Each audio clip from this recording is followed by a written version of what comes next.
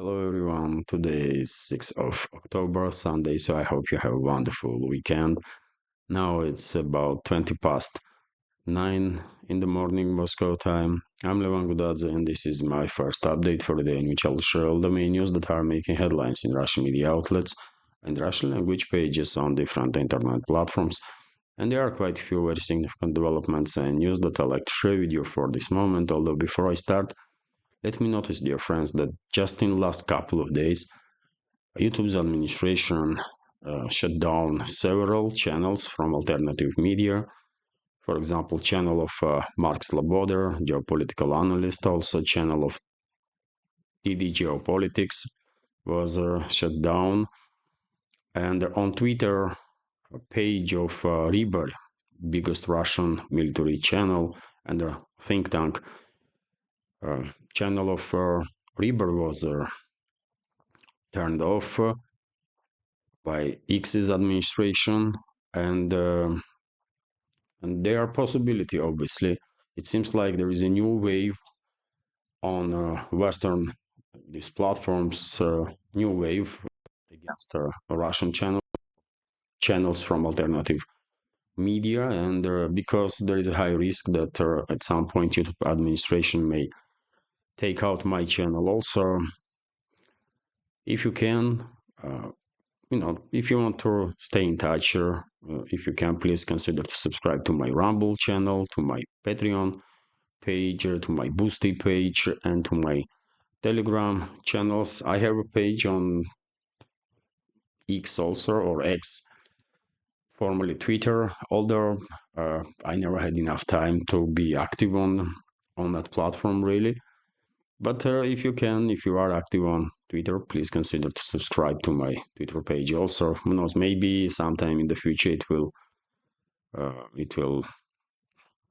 become a sort of reserve line of communication.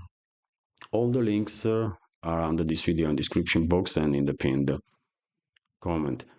That being said, let's talk about news now. A relatively slow morning news-wise in Moscow, in Russia. But still, there are some important developments that Russian media is reporting about it. For example, RIA Novosti's news here that a member of Zelensky's party in Ukraine is calling for a war now against Belarus. I know this is madness, but what else we should expect from Kiev regime? Let's translate this news here. So, the deputy of the Verkhovная Rada, which is a so-called parliament in Ukraine, from the party Servant of the People, which is Zelensky's party, Oleg Dunder said that Ukraine should start military operations against Belarus. His words are reported by the Ukrainian publication Country. It is absolutely important to move their war not only to the territory of the Bryansk and the Kursk regions of the Russian Federation, but to the territory of the Belarus. He said, according to Duder, if Ukrainian units enter the territory of Belarus, its army will lay down its weapons straight away. Yet another delusional individual from Kiev regime. And I guess this topic of starting hostilities, military hostilities against Belarus is not just a product of the sick mind of this particular individual, but probably because he is representative of the ruling party in Ukraine. Probably this topic was discussed among Kiev regime's leadership, and therefore we have now a little bit better understanding why President of Belarus was issuing quite strong warnings relatively recently that if anyone will dare to attack Belarus, then Minsk will not hesitate to deploy nuclear weapons. And Lukashenko, president of Belarus, was very clear that border is a red line. So Minsk is not playing around these red lines and these lines and that lines. He said straight away, border is a red line. You cross the border, you will get nuked. That was a message from the Minsk. So you be the judge, dear friends, how inadequate these criminals in the Kiev regime and their Western masters are, that they are now considering, after disastrous invasion of the Kursk region, in which Kiev regime and NATO mercenaries already lost more than 20,000 military personnel. Now discussions are taking place in Kiev about beginning military hostilities against Belarus. I guess Belarusian army is locked and ready, and I remind you, dear friends, that there is a Russian contingent also in Belarus, significant one, and also, according to reports, Wagnerites, members of the Wagner PMC, are also stationed in Belarus and are basically sharing their experience with Belarusian forces, and they do have quite experience to share. Anyways, let's continue. We have TASS News Agency's report here that Russian fighters from 44th Armored Corps neutralize a unit of the Polish mercenaries, most likely Polish regular troops, in the Kursk salient area, although these troops were disguised as mercenaries. And according to this information, while neutralizing this Polish-speaking unit, let's say this way, among killed enemy soldiers, there was one individual with the chevrons of the France's flag and some other attributes to the France. And theoretically speaking, it is quite possible that this person maybe was a member of the Foreign Legion or French Legion that was operating alongside these Polish troops in the Kursk salient. They all got smoked, basically. RIA Novosti is reporting that, well, Washington Post, I believe, yes, it was Washington Post, come up with an article, according to RIA Novosti, about surprise that U.S. is preparing for a Kiev regime. And according to Washington Post, Washington officials are discussing fast-tracking Ukraine to join NATO, although I'm skeptical of this. These are most likely just promises, although who knows. So Ukraine may be offered concrete steps for membership in the North Atlantic Alliance at the meeting of the contact group in Ramstein, writes the Washington Post. And this meeting, or these regular meetings, as you know, are happening in Ramstein, military base in Germany, where all those mass murderers and terrorists from Western regimes are gathering and discussing how else they can prolong this proxy war against Russia. And next week, there should be another meeting, if I'm not mistaken. So according to the diplomat, NATO countries are considering providing Ukraine with their more concrete steps for future membership in their alliance, although it is likely that the urgent measures that Kiev has asked for are still far away. So, okay, Washington, London, and other major capitals in the collective West are feeding Kiev regime with the promises, unending promises, although I said many times before, there is no way in this universe Kiev regime will be able to join NATO or this whatever is left from this former Soviet republic under the name of Ukraine. Although after Ukraine will be divided, and I'm quite sure Ukraine will be divided as this conflict will eventually end, Western parts of Ukraine will be claimed by Poland, Hungary, and Romania, and those parts will eventually join the NATO because these territories used to be part of these republics in Eastern Europe, and well, they will have a claim on those territories, and all these free republics are members of the NATO, right? And the rest of the Ukraine, of course, will be controlled by Russia, and eventually will join Russia after referendums will take place, and people and locals will have their say about the future, their own future.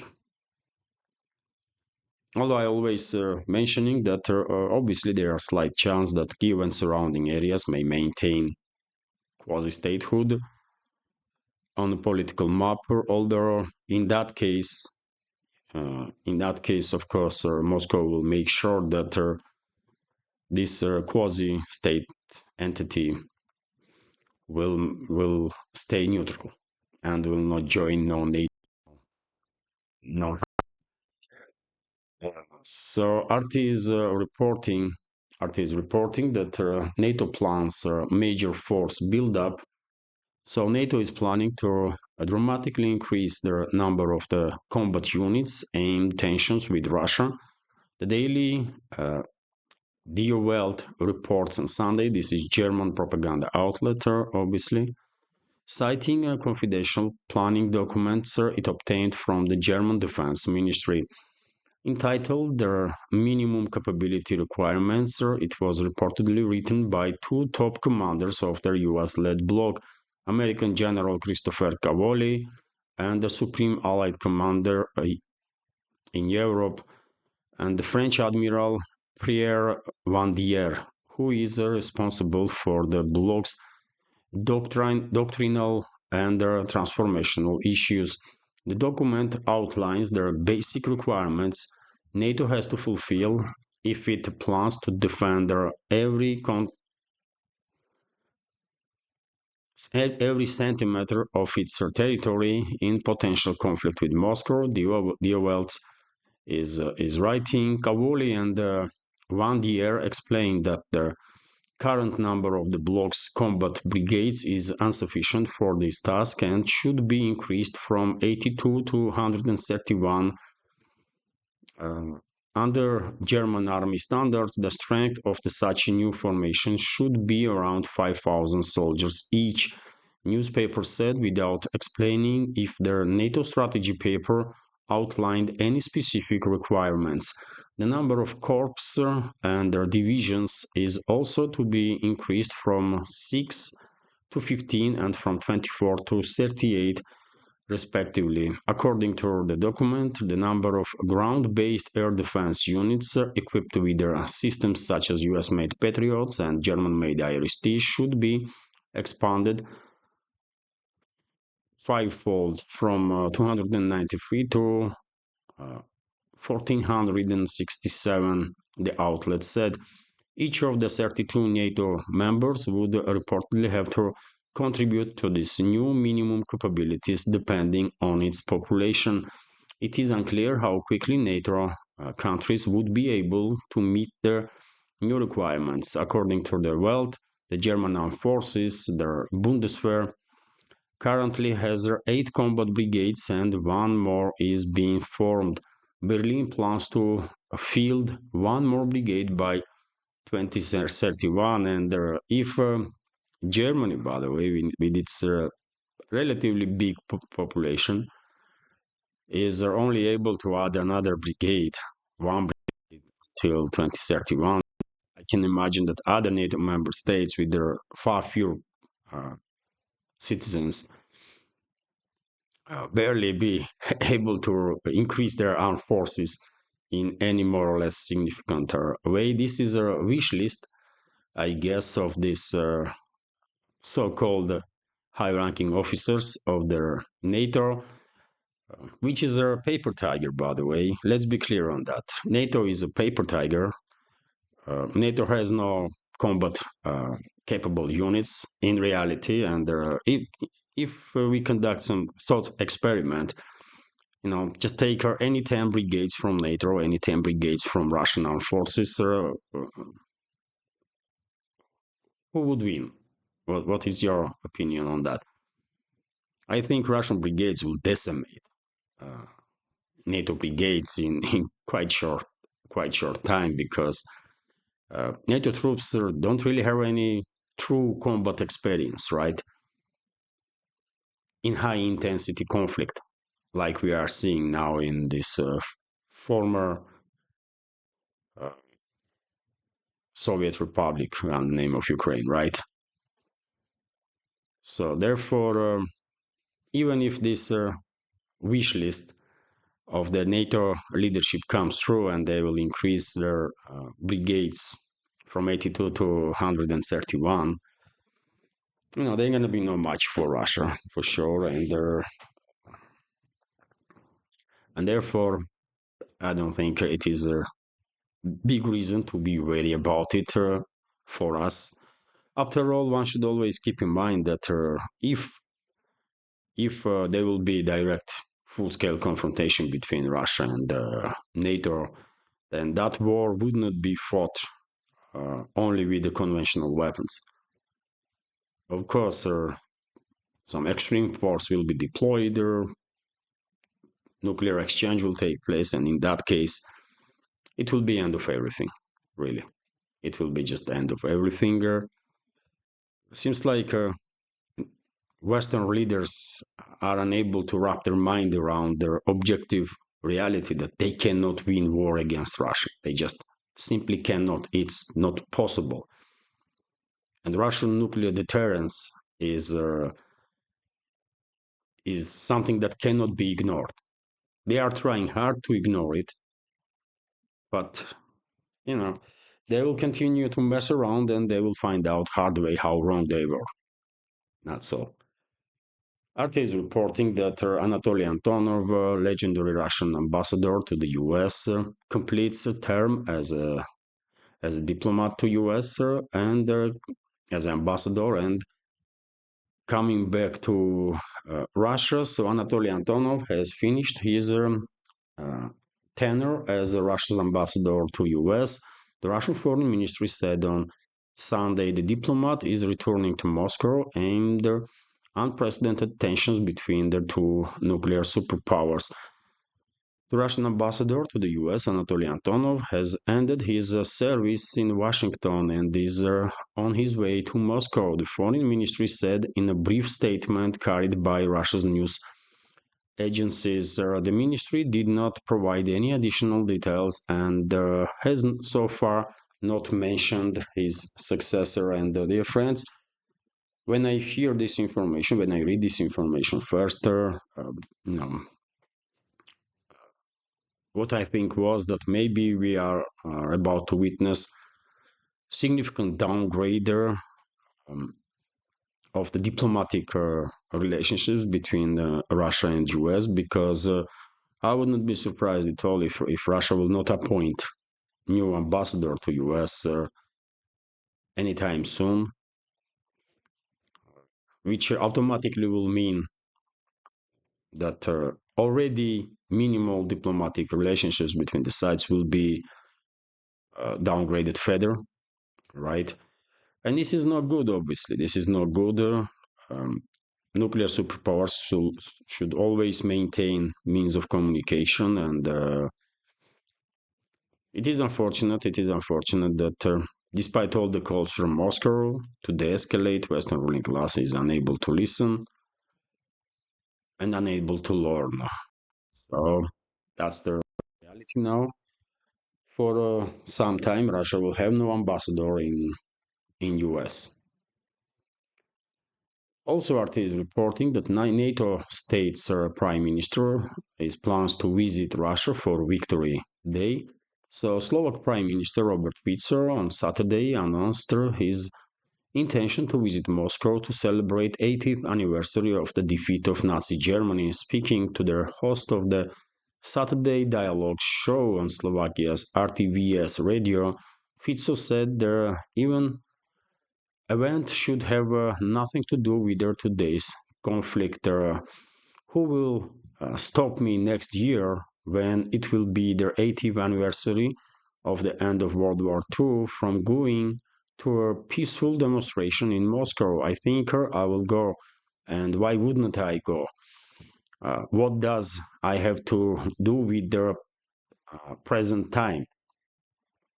What does this celebration has to do with the present times? Fico stated responding to a question from the host about his possible attendance. Fico said he would not let anyone forget that freedom came from the East, apparently referring to the liberation of Slovakia from Nazi occupation by the Soviet army in spring of 1945.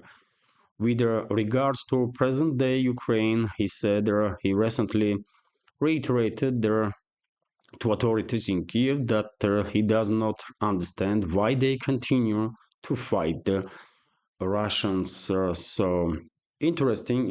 Of course, Brussels and some other capitals, extremely anti-Russian capitals or political class there, will not be happy with Fico's decision to attend the Victory Day in Russia, in Moscow. But well, they are born that way, I guess. They are born unhappy, and they are born losers forever. So therefore, I don't think Fico cares much about these losers among the Western ruling class and the Western ruling elites, and I don't think anybody should care, man. Uh, they are so lucky that not my president of Russian Federation. Otherwise, Western ruling class will be neutralized by now, by any means necessary. But would be neutralized because I believe Western ruling class, Western ruling elites are existential threat for humanity, and every government, every politician, responsible politician has to realize that their primary goal should be total annihilation of the Western ruling mess, because they are threat, existential threat for humanity. Anyways, let's continue. Kommersant newspaper is reporting that Israel targeted new areas in additional areas in Lebanon. So hostility continues between Israel and Lebanon. Hezbollah, on his part, also shelling Israeli positions. Both sides are claiming that they are targeting just military facilities of each other. And for example, Hezbollah is claiming that they targeted a military complex in Sachnin, in Israeli town Sachnin.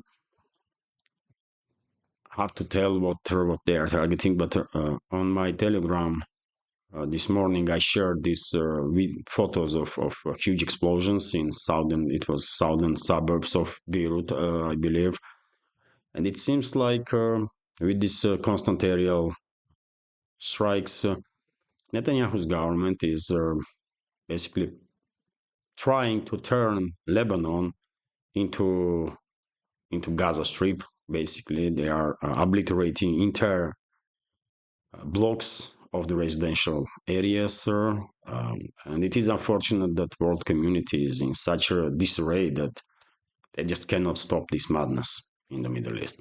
I mean, it seems like world community is unable to do anything really.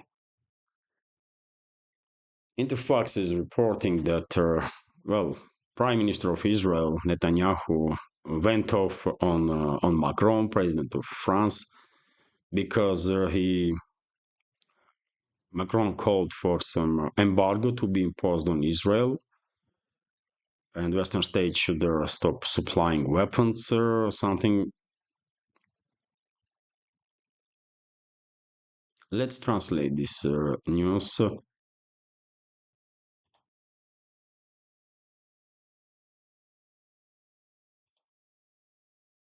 Let's translate this news, dear friends, and this escalation between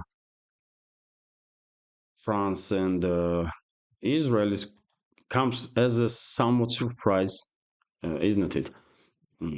Because there are rumors on internet that Macron is a puppet of Rothschilds, right? Rothschild clan, one of the most dangerous clan of mass murderers and the terrorists that there is in the West, right? And Rothschilds are famous for being one of their creators, one of their major force that was pushing this Zionism ideology, and they were very active to push UK's government for creating an Israeli state. So, and some may even argue that Rothschilds are owning Israel.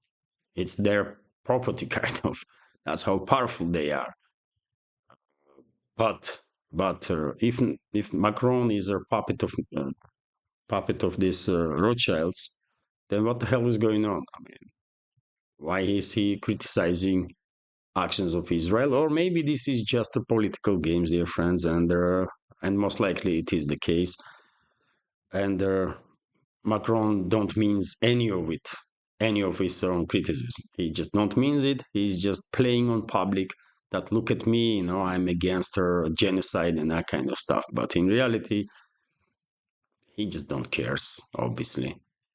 But this game has to be played by both sides, and Netanyahu responded with some harsh criticism also to the Macron. So Israeli Prime Minister Benjamin Netanyahu on Saturday criticized French President Emmanuel Macron, who called for Israel to refrain from transferring weapons used in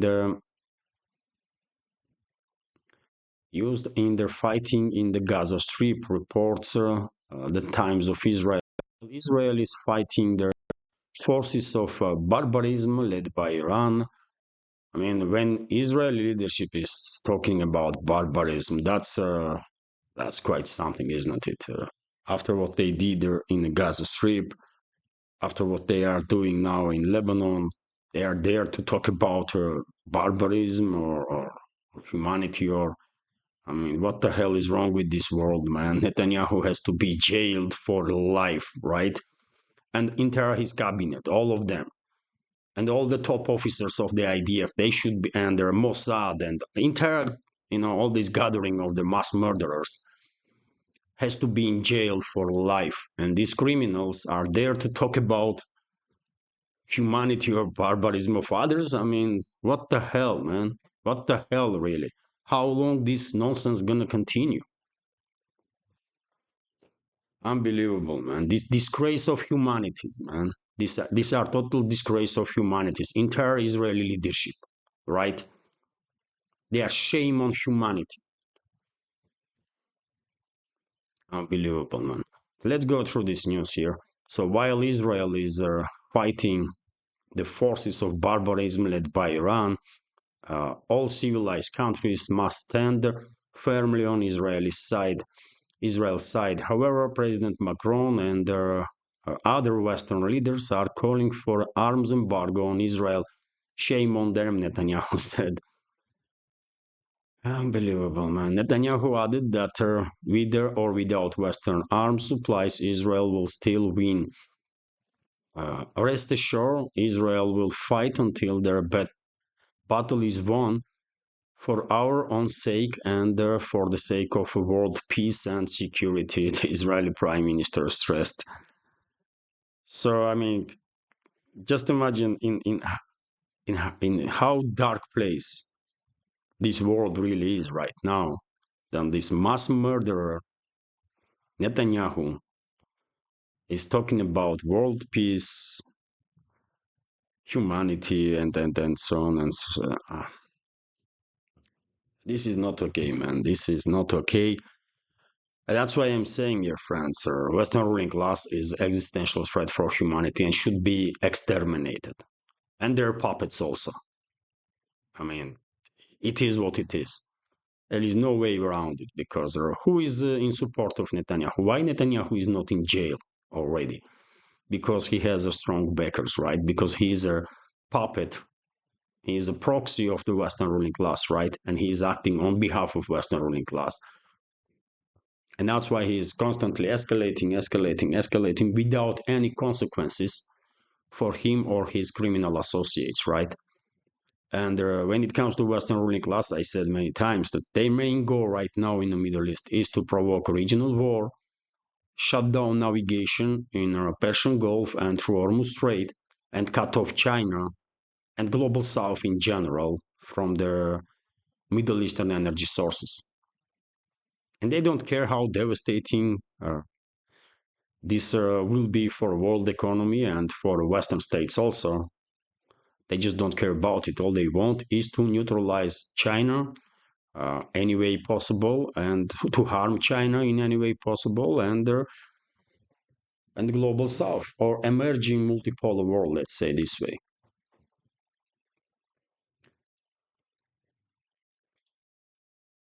Anyways, let's continue.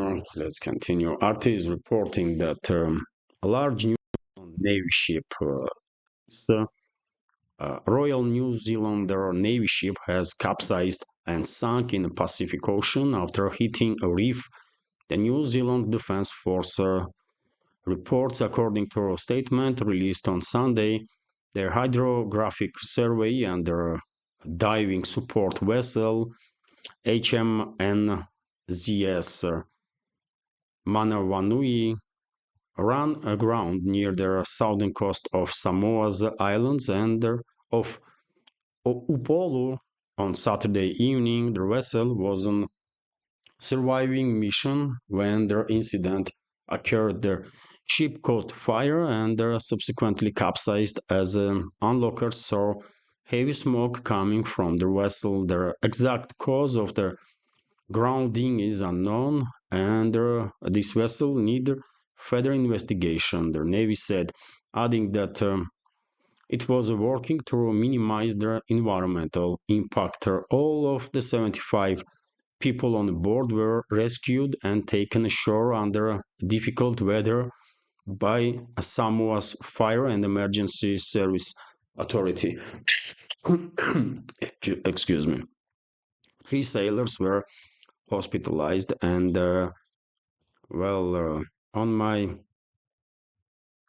Telegram, I posted the pictures of this vessel. That's how it looked, that ship.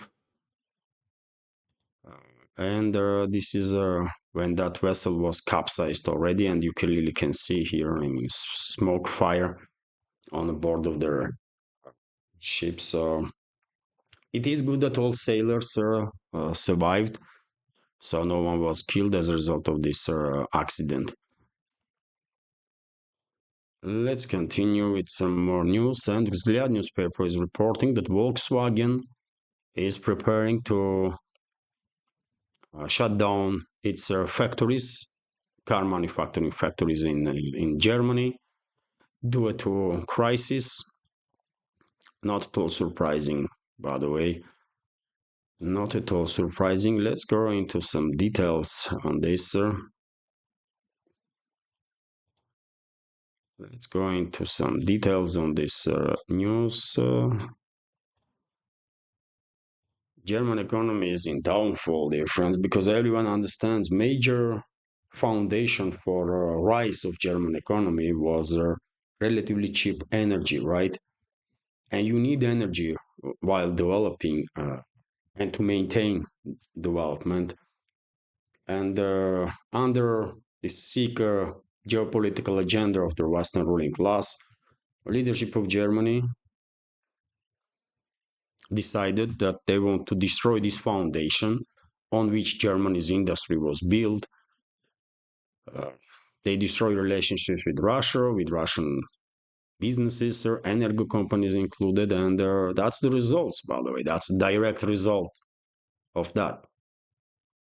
Anti-German, I will say, policies of the formerly German government. Anyways, let's go through this news. Volkswagen plans to close factories in Germany and cut tens of thousands of employees for the first time in its nearly 90-year history, according to media reports. This is due to a crisis situation in which the company finds itself due to growing competition from Chinese automakers, declining demand for cars in Europe, and the insufficient attractiveness of the electric vehicles. Commerçant newspaper reports Volkswagen CEO Oliver Bloom noted that the company spends about 1.5 billion euros annually over the last 15 years, which worsened the group's financial situation.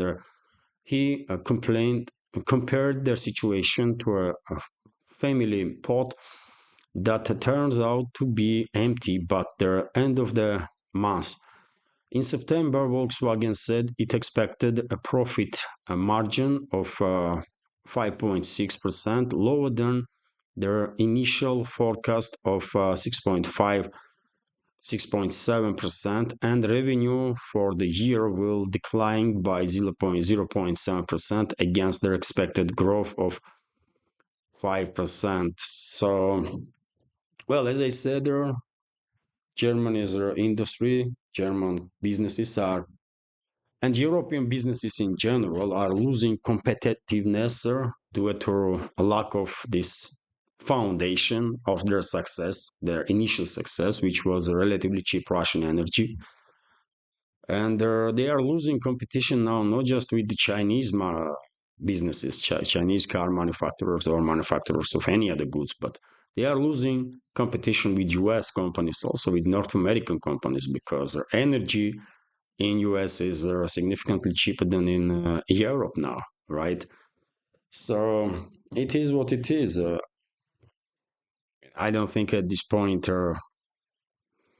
EU or EU member states can do pretty much anything to stop this downfall of their economy and to stop the industrialization, basically. It's just too late for that. Theoretically, yes, one may say that, well, Europe can rebuild relationships with Russia and then this foundation will be built again. If Europe will start buying Russian energy once again, which is still cheaper than energy from Norway, by the way, or from the US, for example. But I don't think this is feasible.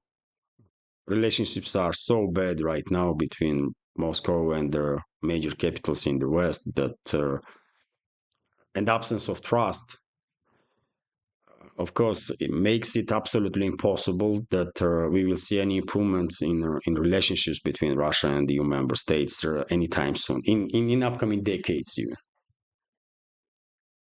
So the industrialization of Europe is just unstoppable. At this point, it cannot be stopped. And dear friends, I will end this update on this quite interesting news that Middle Eastern nation grants first gambling license. So US hotel and casino operator Wynn Resorts has obtained the first commercial gambling license granted by the gaming authority in the United Arab Emirates. The company said on Friday, as cited by several media outlets. The Nevada-based company is currently developing a luxury resort at Win Al Marian Island in Ras Al Khaimah, according to statements seen by Reuters and Bloomberg's. The project is a joint venture between Win Marian and RAK Hospitality Holding. In August, Wynn Resorts said that it had $514 million in the 1,500 room resort, which is expected to welcome its first guest in 2027. So, UAE is definitely leading the charge when it comes to Middle East to diversify its economy. They are working hard to bring more tourists into the region, and tourism is bigger now in United Arab Emirates, obviously. There are major cities there that everybody knows, Dubai, Abu Dhabi, world famous cities for sure now. And I guess one of the directions of the local authorities in UAE to bring more tourists um, is to, legalize gambling, I guess. And if that's the case, then just give it 10, 20 years, and certain areas in UAE may turn into new Las Vegas or Middle Eastern Las Vegas, right? Uh, so who knows? Who knows? And let's see. I'm against casinos in general. I don't think casinos should be allowed um, because gambling is a disease, right? And many people are suffering with this disease, and it should not be encouraged in any way, shape, or form. Although no one is asking my opinion on that, so therefore it's up to all the states out there to decide are they allowing gambling or not. So here in Moscow, there are no casinos, by the way. I believe there are certain areas in southern Russia where casinos can operate legally, or there was a project on that, but I'm not quite sure if that project is realized. But casinos, there are no casinos, at least legally, in Moscow, and in vast majority of the cities here in Russia, if there are any at all. Okay, okay. That's being said, there I will end this update on that, and I hope you will find it informative, interesting, entertaining. That would be good. And if so, please click that like button and leave some commentary just about anything or any topic. Let's try and influence algorithm if we can. Sometimes it works, dear friends. Sometimes it works, and thanks to your likes and comments, algorithm starts showing my videos in recommendations. More often, we are unable to influence algorithm, but at least we can try, isn't it? And if you like my work, dear friends, if you like my channels, if you want to support her, you can do it with donation through PayPal or Boosty platforms, or you can subscribe also. If you want to support in long terms, then of course you can subscribe to my Patreon page and also page on Boosty, where I have quite a lot of additional extra content, including second news updates and some many videos about just about life here in Russia. And today I will publish this week's episode of Behind the Scenes. Unfortunately, yesterday I wasn't able to do it, but today for sure I will publish on my Patreon and Boost pages this behind the scenes videos for entire week. Okay, this is it for now. Have a wonderful day and take care.